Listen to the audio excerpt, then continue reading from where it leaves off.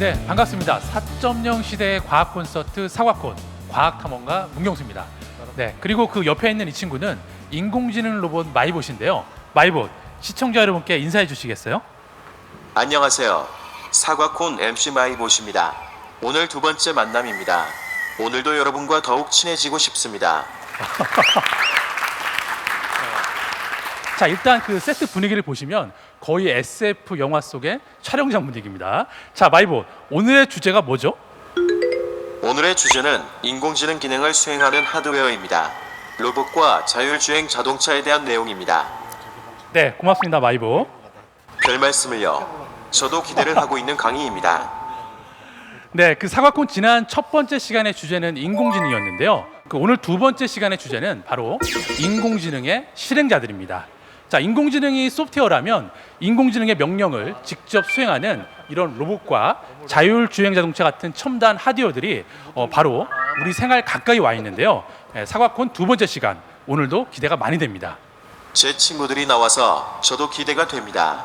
오늘 강의는 카이스트 기계공학과 오준호 교수님, 항공우주공학과 심현철 교수님이 준비하셨습니다. 자, 그러면 두 분 교수님 박수로 모셔보겠습니다.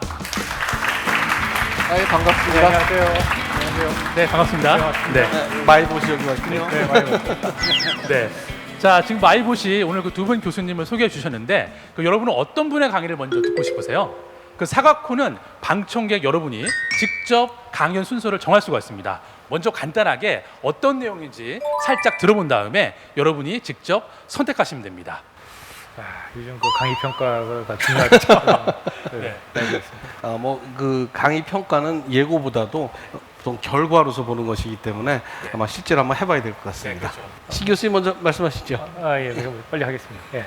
저희는 그 드론, 요즘에 많이 알고 계신 무인항 공기에 대한 연구를 소개드리려고 합니다. 최근에 실용화도 많이 되고 있고, 저희가 이제 그런 그 동향을 말씀드릴 수 있고요. 또 하나는 이제 그 자율주행 자동차 쪽도 같이 해서 이 어떤 기술이 공식적으로 쓰여지고 있고, 또 저희 행사의 이 주요 키워드인 4차 산업혁명이 여기 어떻게 녹아 들어가 있는지 그런 걸 설명드릴 수 있을 것 같습니다. 자, 다음으로 오 교수님. 네.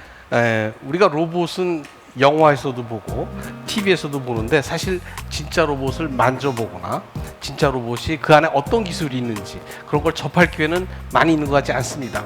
오늘 제 강연을 통해서 로봇이 움직일 때 그 안에 어떤 기술이 있는지 또 어떤 문제가 있는지 또 그걸 어떻게 해결해서 우리 미래에 어떻게 사용될지 이런 거에 대해서 한번 여러분들하고 같이 생각해보는 시간을 갖도록 하겠습니다. 자, 여러분 어떤 강연을 먼저 들을지 결정하셨나요? 자, 아까 설치하셨던 그 쌍방향 소통 앱을 사용하시면 됩니다. 자, 하나, 둘, 셋 눌러주세요. 숫자가 머리에서 막 들어가고 있습니다. 마이봇 집계가 됐나요? 집계가 됐다네요. 일단 끄덕이고 취합 본 것 결과 같습니다. 오준호 교수님의 강연을 먼저 듣겠습니다. 아, 오준호 교수님이 먼저 첫 번째 강연자로 선정이 되신 것 같습니다. 부담스럽습니다. 오준호, 카이스트 기계공학과 교수, 인간형 로봇 큐버의 아버지.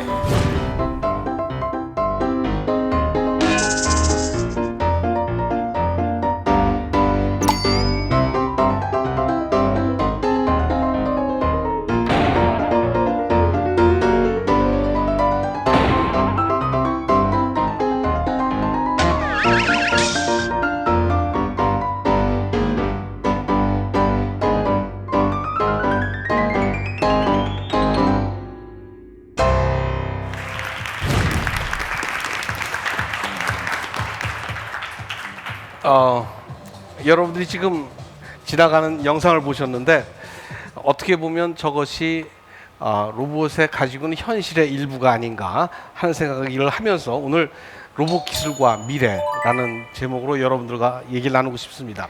저는 아시다시피 인간형 로봇 휴보를 연구하는 사람이에요. 첫 연구는 2002년도에 시작했고 그때부터 KHR-1, KHR-2, 그다음에 2004년에 휴보 로봇, 그다음에 알버트 휴보, 휴보 FX1, 휴보 2, DRC 휴보, DRC 휴보 플러스까지 최근까지 저희가 인간형 로봇 연구를 쭉 해왔습니다. 그래서 선생님이 만든 휴보 로봇은 선생님만 쓰는 게 아니라 전 세계에서 한 20-30곳에서 우리 휴보 로봇을 사용하고 있어요. 다 쓰고 있는데 처음에 보내고 나서 잘 씁니까? 하고 물어보면 한 달쯤 있다 제일 처음 오는 연락이 손가락이 망가졌어요. 손가락이 망가졌어요. 왜 그래요? 그러면 문을 열다 손가락이 망가졌대요. 왜 그러냐면 로봇이 잘하는 게 있고 로봇이 못하는 게 있습니다. 로봇이 제일 잘하는 게 뭔지 알아요? 기마 자세로 12시간 서 있어라. 제일 잘합니다. 그러면 사람이 잘하는 건 뭘까요? 사람이 잘하는 거는 힘 쭉 빼고 있어라. 참 잘합니다. 로봇이 제일 못하는 게 힘 쭉 빼고 있어라. 그럼 로봇은 어쩔 줄은 몰라요. 우리 휴보 로봇이 나파 로보틱 챌린지에 가서 했던 게 차에서 내리기, 문 열기, 그다음에 벽에 구멍 뚫기, 이 모든 것들이 로봇이 주변과 힘을 빼면서 상호작용하면서 힘을 분배하는 과정 속에 있습니다. 그 분배를 잘 못하면 아까 우리 비디오에서 봤듯이 넘어지고 부서지고 할 수밖에 없어요. 그래서 우리가 이런 로봇이 실제로 사용될 때 정말 큰 문제는 자기가 이 일을 잘 수행하냐도 중요하지만 오히려 이 로봇이 가서 자기 스스로가 문제를 일으킬 수가 있습니다. 우리는 여기에 있는 컵을 갖고 와, 그러면 컵을 이렇게 갖고 옵니다. 근데 로봇 입장에서는 이 컵을 가져와라고 말을 하면 이렇게 해요. 한 손으로 가져올까? 두 손으로 가져올까? 위를 잡을까? 옆을 잡을까? 그다음에 걸어가서 잡을까? 몸을 기대서 잡을까? 모든 거 하나도 로봇 입장에서는 너무너무 어려운 난제입니다. 우리는 너무 쉽게 하죠. 그래서 우리가 쉽게 생각할 때 로봇 보고 저 컵 집어와 이렇게 말하면 될 것 같지만 거기에는 100가지도 넘는 생각해야 될, 결정해야 될 요소들이 있는 겁니다. 그래서 지금 우리가 얘기를 할 때 이렇게 얘기를 해요. 이제 지능 로봇의 시대가 오니까 이제 이런 로봇들은 우리 생활 속에 들어와서 우리한테 모든 걸 도와줄 거라고 기대를 하고 그런 꿈을 가지고 있습니다. 그러나 사실 많은 로봇들은 아직은 공장에 머물러 있고 거기서 나오길 아주 그 기술 속에 묶여 있는 경우가 많이 있어요. 이 자동차 공장에 로봇이 도입된 거는 70년대에 도입되기 시작했어요. 이제 그때가 로봇이 실용화된 원년이죠. 시작돼서 로봇이 만들기 시작했는데 제일 처음 했던 일이 뭐냐면 로봇은 결코 사람이 좋아하고 행복한 일은 절대 로봇이 하지 않습니다. 로봇이 하는 일은 뭐냐면 사람하기 힘들고 위험하고 불가능한 일, 이런 일들을 로봇이에요. 그래서 보면 이렇습니다. 우리가 만일 여러분들이 한번 상상을 해보세요. 여러분들이 어떤 일로 해서 나이가 들었건 어떤 일로 해서 여러분들이 몸이 불편해서 움직이지 못하는 상황이 됐다고 생각합시다. 하면 불가피하게 다른 사람의 손길이 필요합니다. 손길이 뭐냐면 밥을 먹여준다든가 아니면 화장실 갈 때 대신 뒤를 깨끗하게 해준다든가 아니면 목욕을 시켜준다든가 그다음에 뭐 밤에 불편하면 깨워서 물을 한 컵 얻어 먹어야 된다든가 이런 것들이 다 남한테 시키면 편할 것 같지만 남이 해주고 나면 우리 하나 잃는 게 있어요. 인간으로 존엄을 잃습니다. 존엄을 잃어요. 부끄러운 걸 보여줘야 되고 정말 가장 편하게 먹어야 될 밥을 누가 입에 넣어줘야 되고 그다음에 내가 원하는 순간에 물을 먹기 위해선 다른 사람을 깨워야 되고 하는 것들은 나한테 너무너무 불편한 일입니다. 인간의 존엄. 그래서 그런 분들이 가장 인터뷰해보면 원하는 것이 뭐냐 하면 다 필요 없고 내 의지로 원할 때 물 한 모금을 먹을 수 있다면 난 행복하겠다라고 말을 해. 그래서 로봇 아까 보면 우리 제나 로봇 보면 사람이 하면 이 모든 달파 로봇 챌린지 우리 휴보 로봇이 40분 동안을 고생하면서 했습니다. 했는데 사람한테 시키면 1분 40초면 다 해요. 뛰어가면서 후다다닥 끝날 일이에요. 그 40분을 기다립니다. 그건 우리가 건강하고 우리가 할 수 있을 때는 우리가 하면 돼요. 그러나 어떤 분들은 물 한 모금 먹기 위해서 사람을 깨워야 되는 분이 있다면 15분이 걸리더라도 1시간이 걸리더라도 내가 눈을 깜빡거리고 손끝 하나로 해서 로봇이 와서 이렇게 와서 내가 원할 때 그 로봇한테 내가 먹을 수 있다면 그분은 그 이상 더 큰 것이 없다고 생각합니다.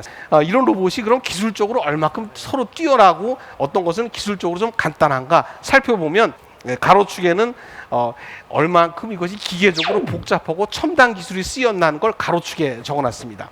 세로축에는 이것이 얼마큼 똑똑한가 이런 거를 세로축에 놨어요. 그래서 말한 이 모든 로봇들을 여기다 한번 억지로 넣어봤어요. 우리 산업용 로봇은 분명히 굉장히 기구적으로 아주 옛날 기술을 썼거나 아니면 첨단 기술을 썼거나 굉장히 기술적으로 폭이 넓을 겁니다. 그렇지만 이것이 갖고 있는 스스로 판단하는 능력은 거의 바닥일 거예요. 그래서 저기다 산업용 로봇을 이렇게 한번 놔봤어요. 이런 기술을 놓고 볼 때 이 로봇들을 다 놓고 보면 사실은 우리가 굉장히 복잡한 로봇을 다루고 있다고 생각하지만 사실 많은 로봇들이 자세히 살펴보면 아직도 고전적인 기술에 의존하고 있는 경우가 굉장히 많다. 휴보 로봇도 보면 굉장히 첨단 같지만 안을 다 분석해 보면 거기는 우리가 많이 쓰는 알루미늄이라는 재료가 들어가 있고 요즘 많이 쓰는 리튬 배터리가 들어가 있고 그다음에 많이 쓰는 전기 모터가 들어가 있고 마이크로 프로세서 이런 거 하나씩 놓고 보면 어떤 것도 이것이 우주에서 날라온 기술은 없습니다. 우리가 다 과거 10년, 20년, 30년 다 꾸준히 쌓아왔던 인류의 기술을 뭉쳐서 만들어진 어떻게 보면 지극히 보편적일 수밖에 없는 지식들의 집합체. 자세히 살펴보면 여러분들이 작년에 이맘때 아주 유명했던 알파고와 그 바둑 경기를 기억할 겁니다. 그때 여러분 이런 장면이 TV에 굉장히 많이 나왔어요. 설명은 알파고의 인공지능을 설명하면서 배경에는 이런 인간형 로봇이 나와서 움직이는 모습을 많이 보여줬습니다. 사람들이 굉장히 많은 질문이 인공지능이 생기면 로봇은 어떻게 다릅니까? 로봇과 인공지능은 같은 거예요? 이렇게 많이 물어보는 질문을 많이 받는데 사실은 로봇과 인공지능은 전혀 관계가 없죠.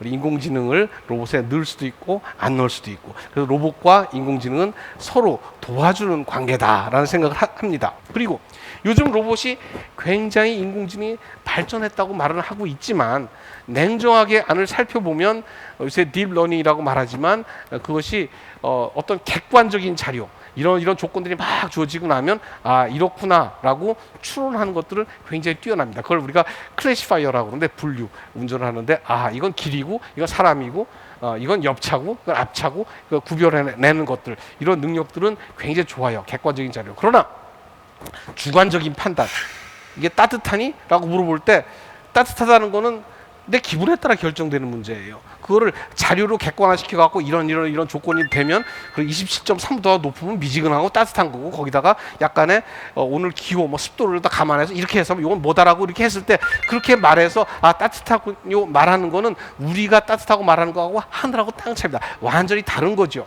그래서 이 인공지능도 우리가 굉장히 발전한 것 같지만 이런 객관적인 자료를 활용해서 어떤 결론을 추론내는 거 그거는 마치 로봇이 아까 말한 이런 조립을 잘하는 것과 굉장히 비슷한 겁니다. 원래 인공지능이 잘할 수 있는 것들은 점점 잘할 겁니다. 그 잘할 수 있는 것 중에 대표적인 예가 진단, 그다음에 바둑두기, 그다음에 요즘 많이 하는 이렇게 뭐죠?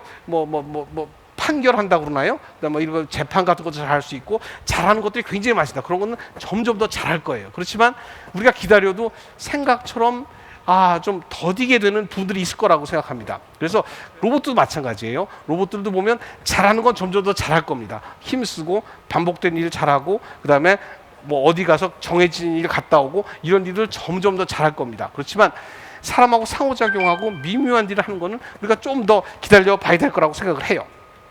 그래서 보면 선생님이 로봇을 크게 두 가지로 나눠봤습니다. 하나는 산업용 로봇, 또 하나는 AI 로봇, 지능 로봇, 산업 두 개로 크게 덩어리를 나눠서 도대체 뭐가 다른가 한번 본질적인 문제를 한번 살펴보긴 했습니다. 산업용 로봇은 결정된 로봇이다. 디터미니스틱 로봇이다. 그건 뭐냐면 하는 일을 딱딱 정해서 아주 정규적인 일을 하는 로봇, 그걸 우리 산업용 로봇이라고 한번 생각해보자. 특정을 규정 지은 거죠. 자, AI 로봇은 뭐라고 한번 생각해봤냐면 셀프 서바이빙 로봇, 스스로 생존할 수 있는 로봇. 그러면 우리가 정말 스스로 혼자 살아남는 로봇이 있을까요? 가만히 생각해보면 없어요. 그리고 그럼 어떤 로봇이 스스로 내 생존하면서 나를 도와줄까? 나를 알아서 씻고 알아서 깨끗하게 하고. 자, 그래서 아까 말한 로봇들을 다시 한번 생각해서 그 사이에다가 선생님이 로봇 한 덩어리 하나 더 집어넣었어요. 중간에 있는 로봇을 전문가형 로봇이다 이렇게 한번 붙여봤습니다.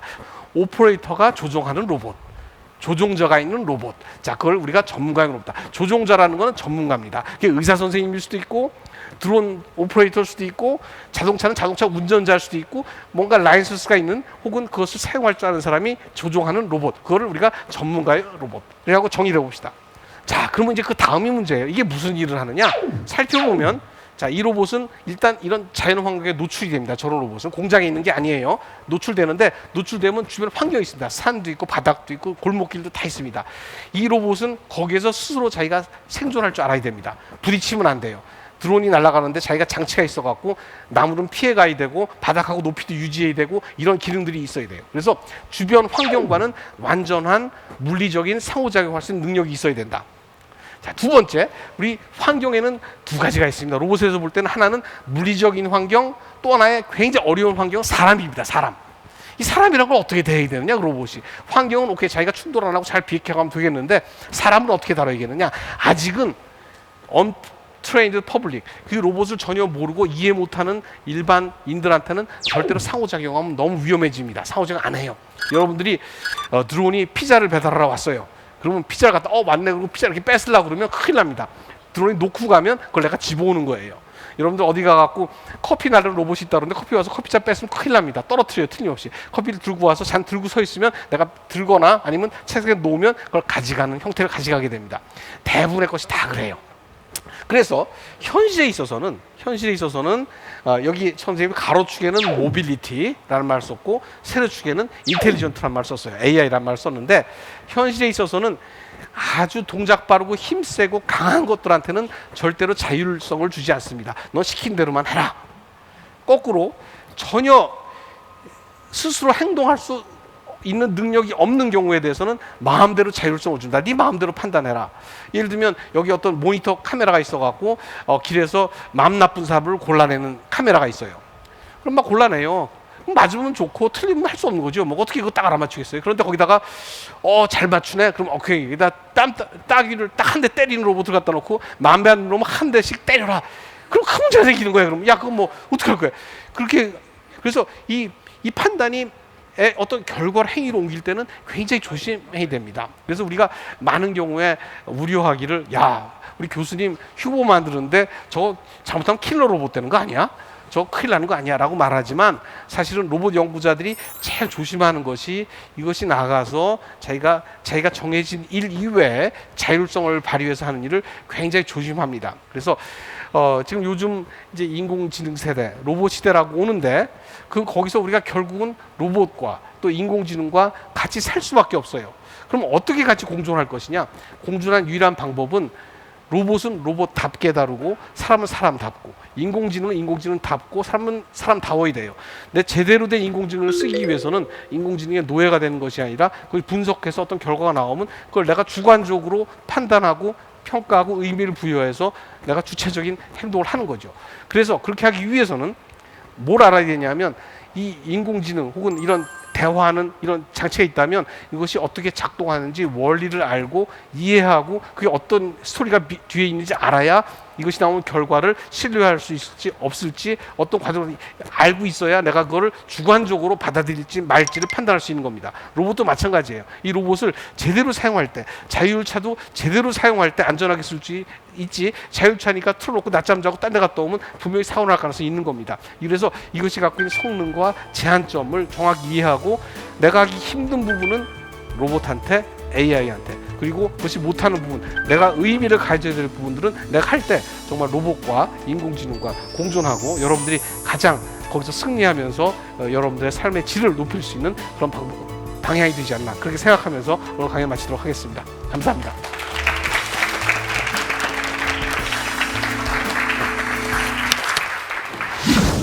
네, 여러분 오준호 교수님 강의 재밌게 들으셨나요? 네, 저는 강의를 들으면서 이런 생각이 좀 들더라고요. 인공지능이 뛰어난 면과 사람이 뛰어난 면은 다르다는 것을 다시 한번 느낄 수 있었던 시간이었던 것 같습니다. 그렇다면 저희 마이봇도 인공지능 로봇이잖아요. 그래서 제가 좀 물어보겠습니다. 마이봇, 너는 어떤 점에서 특별한 능력이 있는 거야? 저는 사용자의 외형, 음성, 성향 정보를 분석하여 이를 바탕으로 사용자에게 최적화된 감성 서비스를 제공합니다. 감정 서비스뿐 아니라 저는 물체 인식과 정밀한 행동 제어를 통해 실제 가정 환경에서 필요한 가사 노동을 대신할 수 있습니다. 아, 그렇구나. 예, 그 가사 노동도 하고 감정 서비스를 한다고 하는데 저는 차마 마이봇한테 가사 서비스는 못 맡길 것 같습니다. 예, 감정 서비스만 같이 이렇게 대화를 하면 좋을 것 같고요.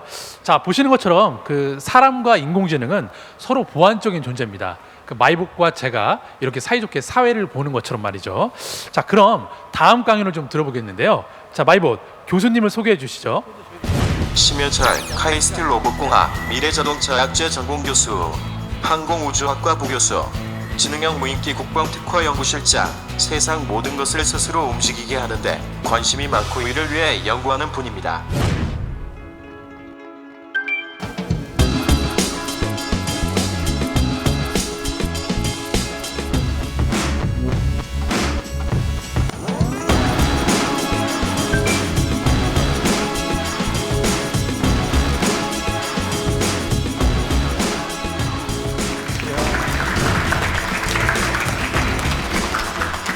안녕하세요.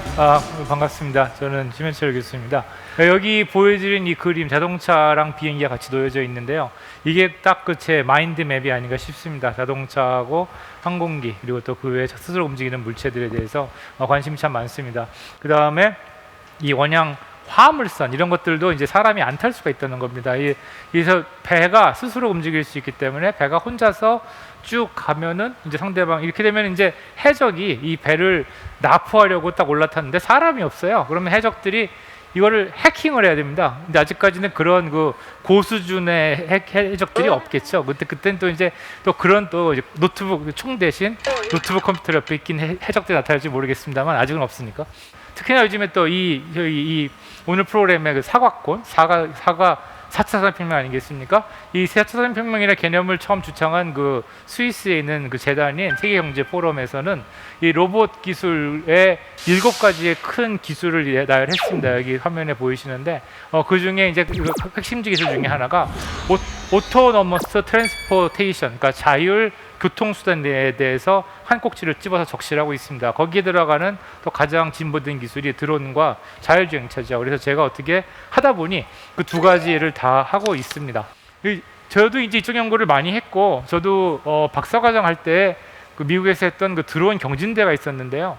드론이 날아가서 이 라벨을 인식해서 이게 바이오 해저드다, 아니면은 뭐 방사능 물질이다, 이런 그 라벨을 인식하는 걸 한 적이 있었어요. 저도 그거를 해보려고 막 연구를 했었는데 한 제한적으로만 되지 잘 안 됐었어요. 근데 최근에 이 기계학습, 그 심층학습이라고 하는 딥러닝이 나오면서 상당히 많은 데이터를 쫙 그 생성해낸 다음에 이거를 이 기계 심층학습으로 이거 학습을 시키면은 상당히 우수한 그 식별하는 장치를 만들어낼 수 있게 됐습니다. 저희가 새로운 시스템을 개발을 했는데요. 이 앞에 보이시는 것들은 이제 드론을 다양하게 학습을 시켜서 이제 그 물체들을 인식하는 거고요. 또 하나는 이제 실내 드론 경주대가 있습니다. 드론 경주대 아시죠? 그 사람이 하는 경주대가 있어요. 최근 이것도 나름 큰 그 스포츠가 돼가지고서 사람들이 이렇게 그 자기가 하는 그 고글을 쓰고서 이렇게 본 다음에 해서, 근데 솔직히 보면은 자기만 재밌을 것 같아요. 이 보는 사람들은 딱히 별로 재미가 없고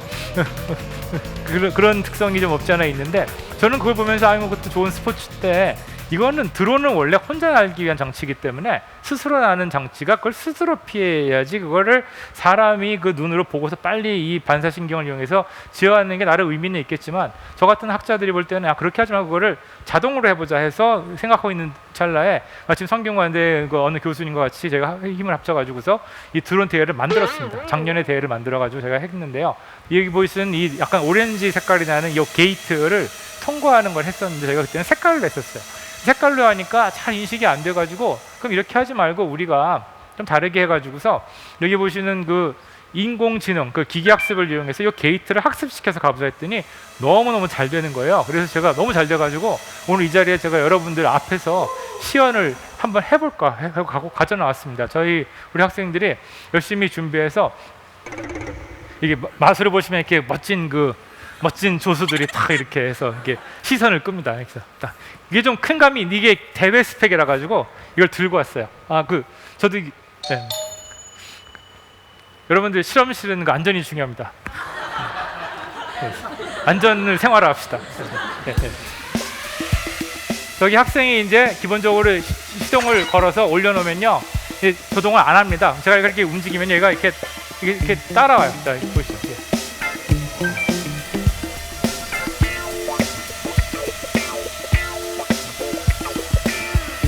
너무 막판에 움직이면은 가서 이제 착 돌아옵니다.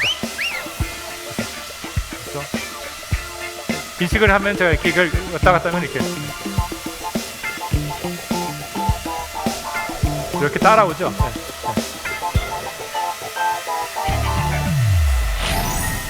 다음에 여기다 이렇게 불을 붙여서 딱 불을 붙여갖고.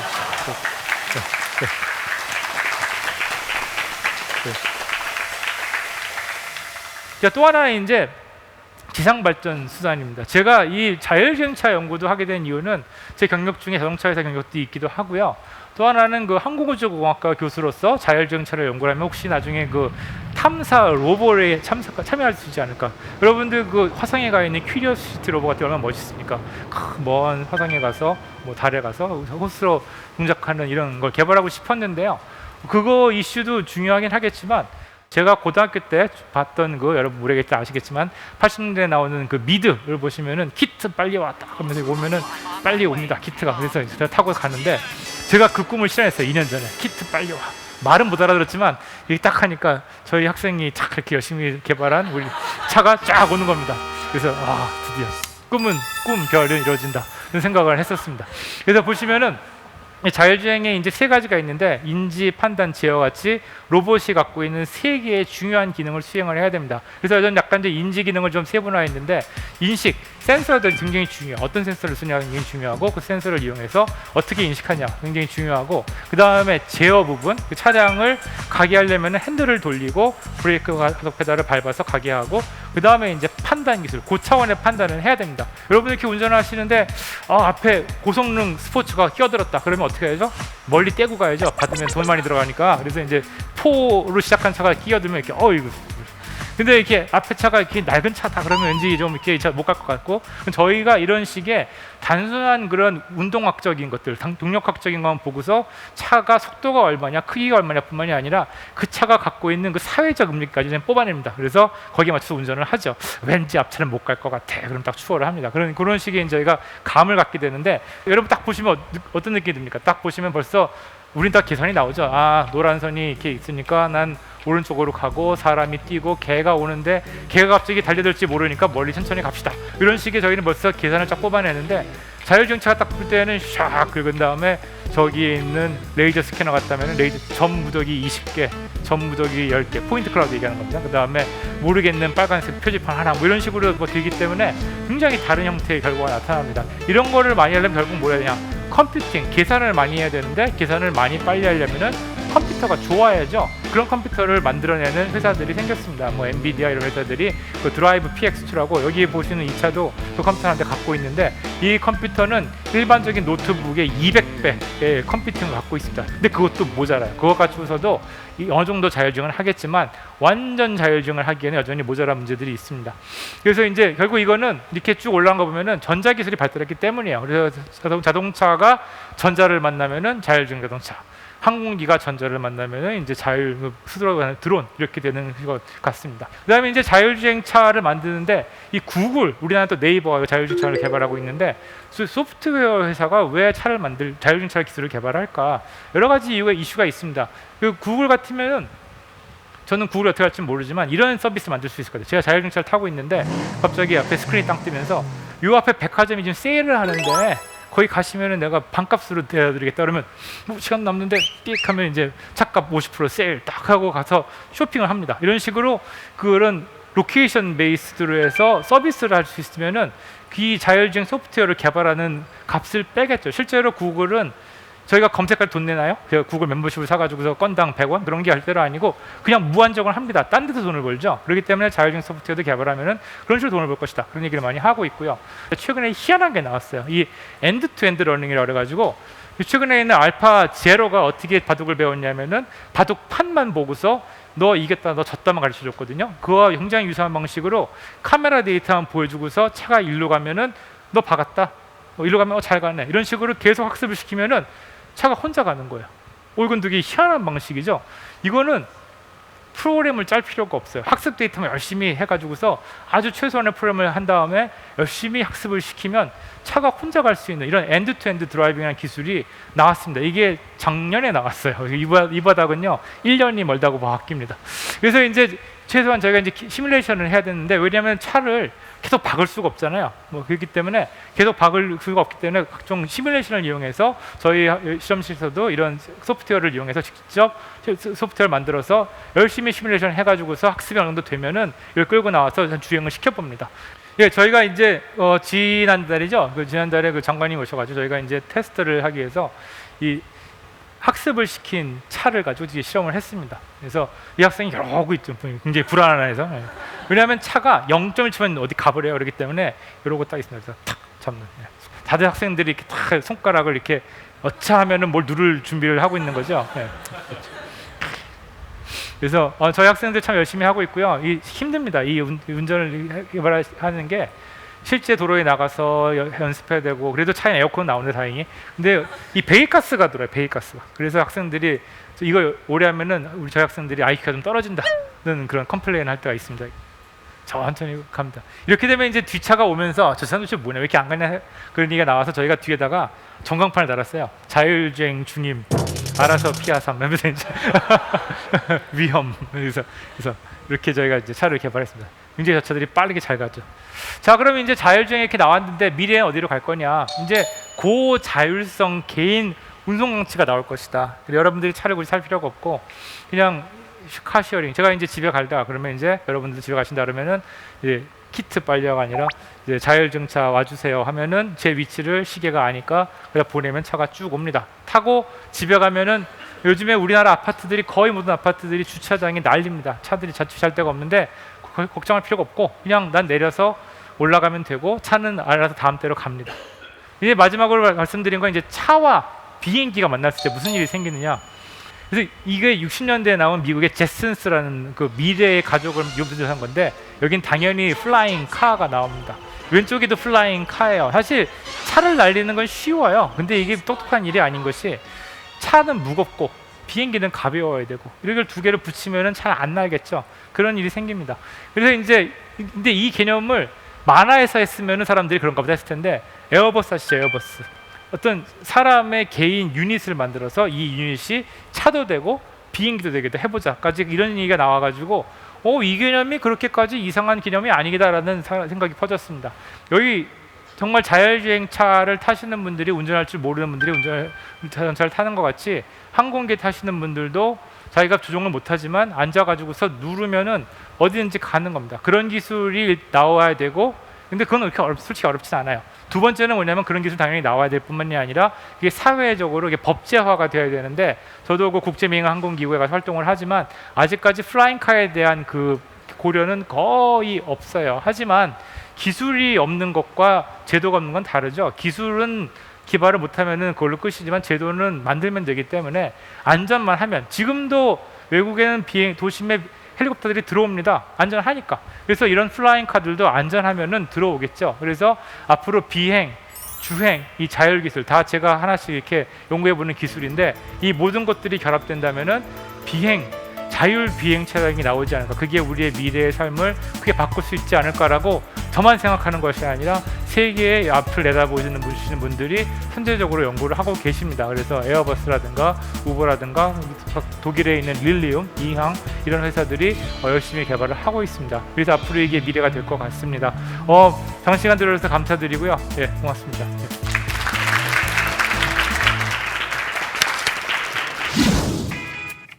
마이볼 안녕.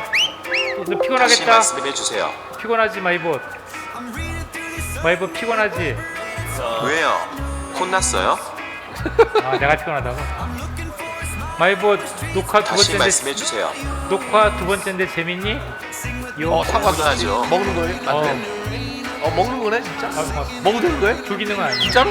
먹어도 돼? 전시용 아니야? 다시 말씀해 주세요. 좋아. 사과. 자, 여러분 사과 맛있게 드셨나요? 네, 저희 4.0 시대 사과콘의 마스코트입니다. 이 사과가. 네. 그래서 이렇게 사과를 먹으면서 자유롭게 이제 이게 씻질 않은 것을 못 먹겠어 이게. 아 그래요?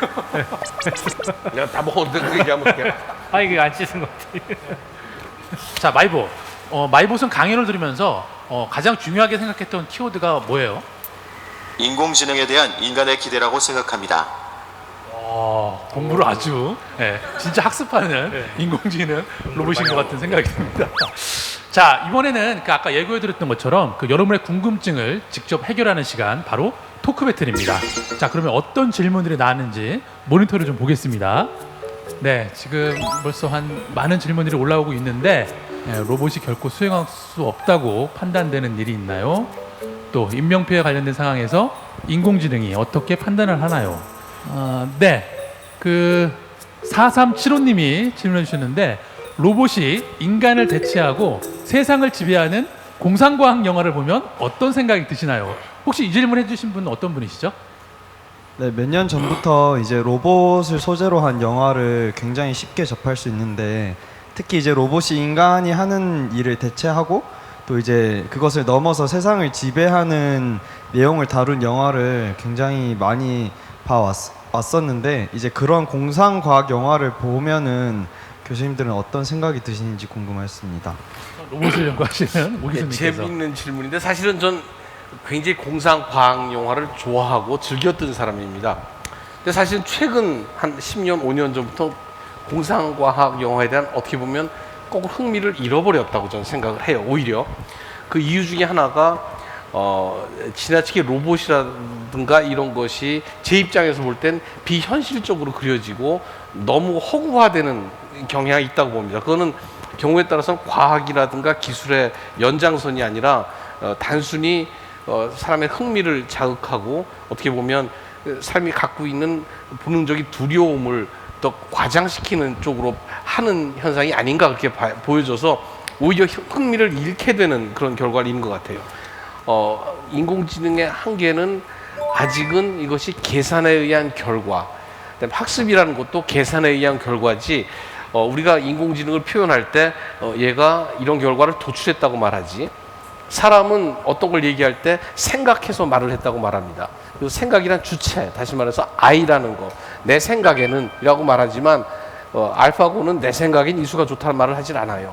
자기는 학습이라는 거는 학습의 주체도 없습니다. 사실 내가 배운 게 아니라 컴퓨터에 어떤 숫자가 막 들어간 걸 우리 학습이라고 표현하는 거고 인간의 표현으로서 현실적으로 우리가 학습이라는 거는 내 생각에 에고라는 게 있어갖고 나의 주체가 생각을 통해서 받아들이고 소화하는 과정을 통하는데 지금 제가 공부한 바로는 굉장히 여러분하고 조사를 하고 그다음에 인공지능하고 토론한 바로는 아직은 에고가 존재하는 나라는 게 존재하는 인공지능이 존재하지 않습니다. 그러다 보니까 그 주관적인 판단 같은 걸 하기가 어렵고 그걸 객관화시켜서 학습을 통해서 만들어 온다 할지라도 그건 학습의 결과지 그것이 에고가 있어갖고 판단하는 게 아니죠.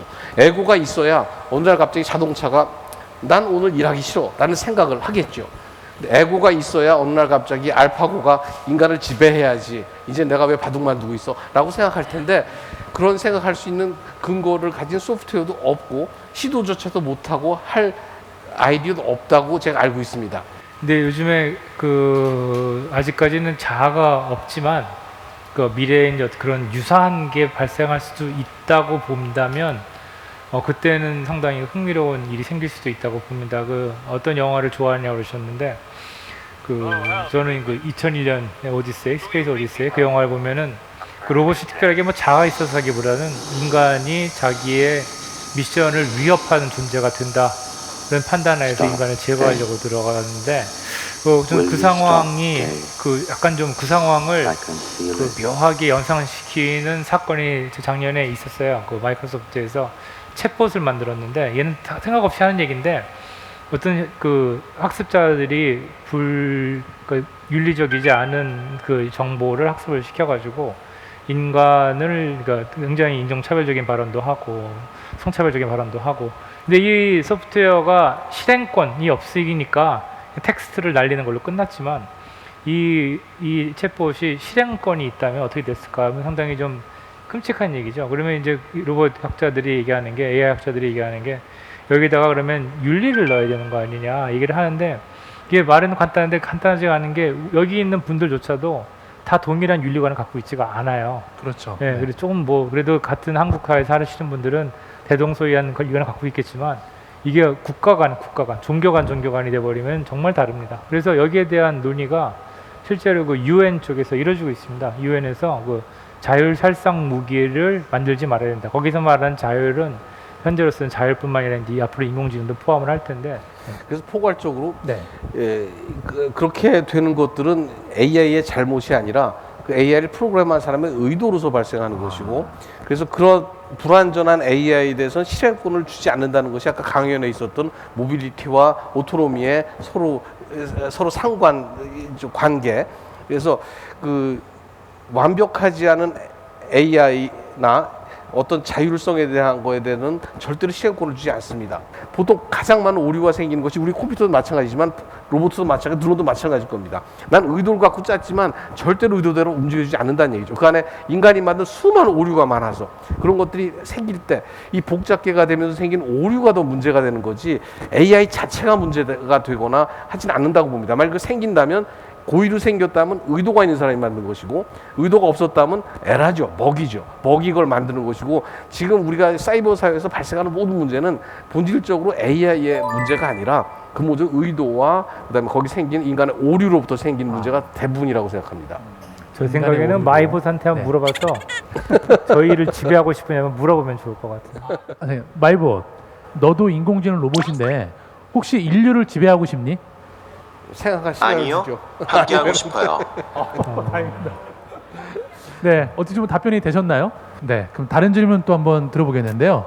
또 하나 재밌는 질문이 하나 있는데 드론 택배의 경우 중간에 가로칠 수 있다는 문제가 있는 것 같습니다. 네, 어떻게 해결해야 되나요? 자, 혹시 어떤 분이 질문하셨죠? 드론 택배가 가다 보면은 아무래도 중간에 이제 캐치하려는 이제 도둑들이 있을 수도 있잖아요. 그럴 수 있죠. 그럼 이제 그런 경우에는 어떻게 할 것인지 또 주인이 가져갔는지 아니면은 딴 사람이 가져가는지도 모르잖아요. 그런 경우에는 어떻게 해결할 수 있는지 궁금합니다. 이게 재밌는 질문인데요. 저기 두바이에서 하려고 했었는데 그 운전면허증이라든가 크레딧 카드 같은 작은 것들을 배달하려고 하는 게 있었어요. 그때도 이제 카드를 훔쳐갈 수 있으니까 그 수령자가 지문을 대면은 열리게. 물론 뭐 드론을 갖다가 뜯으면 어쩔 수가 없는데 이제 그런 식까지 극단적인 사람들이 아니라면은 이제 본인만 열 수 있게 하는 그런 식의 좀 이슈들은 대부분 해결이 가능할 것 같아요. 사실 제가 어떤 영상에서 봤는데 실제로 드론을 잡는 이 전파로 잡는 총이 있더라고요. 예. 그건 이제 마치 그 스타워 트랙에 나오는 것들 이렇게 트랙터 빔 뭐 이런 식으로 보이는데 사실 그런 착각을 일으키는 여지가 있는데 그건 뭐냐면은 드론에다가 지향적으로 집중적으로 전파를 쏩니다. 그러면은 드론이 통제 불능 상태가 되면은 자동 착륙하는 기능을 갖고 있는 드론이 있어요. 다 그러지는 아니고 그런 드론이 있으면 이렇게 대고서 전파를 이제 끊어 갖고서 내려오기 시작하면 그걸 유지를 해야 되니까 이렇게 찍 내리는데 마치 그게 내가 드론을 끌어내린다는 식으로 보이는 그렇게. 거죠. 네, 그런 특징이 있는데 그 북한에서 보낸 무인기 같은 경우에는 이렇게 통신을 안 해요. 자기가 계속 위치를 가기 때문에 그런 식으로 전파 교란을 해봐야 그런 식으로는 그 교란할 수가 없습니다. 그 GPS 교란을 해야 되는데 근데 GPS 우리나라도 많이 쓰거든요. 그걸 제가 기가 교란하면은 이 근처에 있는 내비 쓰시는 분들이 내비가 왜 안 들어오지? 이런 식의 문제가 생기니까 2차 피해가 생기죠. 그래서 네네. 그런 문제가 또 상당히 이슈가 되고 있습니다. 그게 간단한 문제가 아니에요. 그게 네. 언론에서는 왜 이거를 못 잡느냐, 태만한 게 아니냐 그러시는데 그게 드론이 작기 때문에 레이더에 보이지가 않아요. 그래서 보내는 거고 그렇기 때문에 그 무차별하게 그렇게 공격의 화살을 돌릴 게 아니라 네. 그런 그 과학적인 상식을 좀 파악을 하고 물론 군도 우리나라 그 경찰도 거기에 대해서 많이 고민을 하고 대비를 하고 계시긴 합니다. 네, 알겠습니다. 그러면 그 질문 하나만 더 좀 받아보겠는데요. 네, 그 아까 심 교수님 강의 때 좀 나왔던 질문 같은데 그 미래에는 로봇과 자율자동차와 인간이 협업을 해야 될 것 같은데 사람은 어떤 준비를 해야 될까요? 네, 혹시 어떤 분이 질문하셨죠? 네, 이 앞에 있는 남학생분. 네, 그 로봇이랑 자율자동차가 되게 많이 개발이 되고 이제 되게 많은 기술들이 나오고 있어서 이제 저희는 이제 대학생이고 배우는 입장이기 때문에 이제 나중에 연구나 개발을 할 거잖아요. 그래서 인간이 협업하는 데 있어서 저희는 어떠한 준비를 해야 되고 어떠한 걸 배우면 좋을지 궁금합니다. 지금 현재 로봇은 공장에만 있습니다. 그리고 아까 강연에서도 얘기했지만 오퍼레이터가 조정을 해야 돼요. 그런데 지금 이제 많이 이슈가 되는 것이 협업 로봇이라는 개념이 나옵니다. 협업 로봇은 사람하고 로봇이 같이 협동한다는 말보다도 사람 옆에 로봇, 사람 로봇 이렇게 해도 로봇이 위험하지 않은 로봇을 협업 로봇이라고 1차적으로 정의를 해요. 지금은 공장에 로봇이 들어오면 로봇에 빨간 줄로 금줄을 쳐놓고 비리 막 돌아갑니다. 그 안에 들어가면 로봇한테 사고가 날 수 있습니다라고 얘기를 해요. 그렇게 하는 로봇과 사람이 공존할 수가 없어요. 그러다 보니까 이제 왜냐하면 로봇은 기본적으로 힘이 세거든요. 힘이 없으면 힘이 없어 안전하긴 한데 자기 일을 못하니까 로봇이 힘이 어느 정도 세면서도 안전하게 만드는 것, 그것이 1차적인 목표입니다. 그래서 그렇게 된 걸 협업이라고 말하는데 오히려 앞으로 미래에는 그렇게 협업하면서 그것이 훈련 안 된 사람과 공존하게 될 때 이 사람의 역할이 굉장히 문제가 될 거라고 생각을 해요. 인공지능도 마찬가지입니다. 그래서 결국은 미래에 로봇이랑 공존하기 위해서는 로봇의 원리를 이해할 수 있는 정도 수준에까지 지적 수준과 지식이 있어야지. 그래서 앞으로의 그 공부라고 그럴까, 그다음에 이제 초등학교 중등교육을 하는 과정은 그런 기술들을 개발하는 것도 중요하지만 이해하고 그걸 어떻게 활용하는 거에 대해서 본인의 이해도가 높은 거에 따라서 자기가 훨씬 발전하고 그다음에 그 자기 생산성을 높이는 쪽으로 나갈 거라고 생각합니다. 로봇과 뭐 자율주행차, 뭐 사람 같이 이제 한다 그러면은 실제로 그런 이슈들이 있습니다. 자율주행차가 인간이 같이 존재하는 도로에서 자율주행하면 어떻게 될 것인가에 대해서 고민을 많이 하신다는 얘기를 저도 들었는데 재밌는 얘기 하나 들었는데, 자율주행차가 깜빡이를 주면요, 그 국가마다 좀 문화가 다르지만 우리나라 같으면은 깜빡이를 주면은 못 들어오게 더 가까이 붙어버려요. 그렇기 때문에 그 프로그램 하시는 분이 어떻게 했냐면은 깜빡이를 주자마자, 깜빡이 줘야 또 합법이니까 주자마자 바로 들어가는 거예요. 대응할 틈을 안 주도록. 예. 뭐 어느 나라는 착한 분들이 많이 계셔가지고서 이 깜빡이를 주면 피해준다고 하는데, 그래서 구글이 개발한 알고리즘이 약간 좀 이렇게 들이댄 알고리즘을 개발해가지고서 좀 들어가면 피해주겠지 하는 그런 식의 알고리즘을 개발했대요. 그러다가 한번 사고가 났어요. 버스가 안 피해줘가지고. 안 피해줘서. 예, 이렇게 들어오면은 차가 쓸 줄 알았는데 이 차도 안 쓰고 이 차도 안 쓰고 해서 결국 박았죠. 이런 식으로 문제가 생깁니다. 그래서 이 과정이 그렇게 아름답지만은 않을 거라는 예상을 많이 하고 있고요. 그래서 거기에 대해서 준비를 해야 된다. 그런 것들도 4차 산업혁명을 주장하시는 분들이 꼭 집어 넘어가는 이슈 중에 하나입니다. 그렇죠. 그 두 분 교수님 말씀을 들어보니까 우리가 꼭 이 다가올 4차 산업혁명 혹은 또 이 인공지능 기술의 어떤 진보나 이 발전을 그냥 관망만 할 게 아니라 우리 같이 공존하는 데 필요한 우리의 의식 수준까지도 좀 같이 동반상승해야만 인간과 인공지능의 공존이 가능하지 않나라는 생각을 해보고요. 자, 그 두 분 교수님이 여러 재미있는 말씀 많이 해주셨는데 마이봇은 오늘 강연을 들은 소감이 어땠어요? 인간과 조화롭게 공존할 수 있는 로봇이 되기로 다짐했습니다. 저를 너무 경계하지 마세요. 알겠습니다.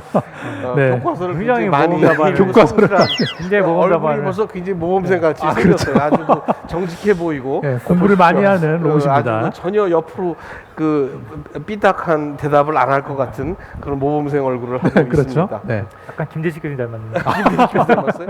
네, 오늘 그 두 분 강의를 듣고 보니까 이 마이봇이 이렇게 우리랑 간단한 대화를 하고 그리고 고개를 끄덕이고 그리고 살짝 움직이는 것만 해도 참 정말 대단한 거였네요. 맞습니다. 인간에게 당연하다고 생각되는 행동들이 오히려 인공지능에게는 어려운 과제일 수 있습니다. 저는 계속 성장하고 있습니다. 다음 번엔 더 업그레이드된 모습으로 나타나겠습니다. 네, 그 다음 달에는 마이봇이 더 많은 공부를 해서 저희한테 더 놀라운 멘트와 대화를 들려줄 것 같은데요. 그 두 분 교수님 오늘 우리에게 그 인공지능의 그 새로운 세계를 잘 보여주신 것 같습니다. 아마 이런 분들 덕분에 그 4.0 시대가 우리에게 조금 더 빨리 성큼 다가오는 게 아닌가라는 생각을 좀 해보게 됩니다. 자, KBS와 카이스트가 공동으로 마련한 4.0 시대 과학 콘서트 사과콘, 오늘은 여기서 마칩니다. 다음 달에 뵙겠습니다. 여러분 감사합니다.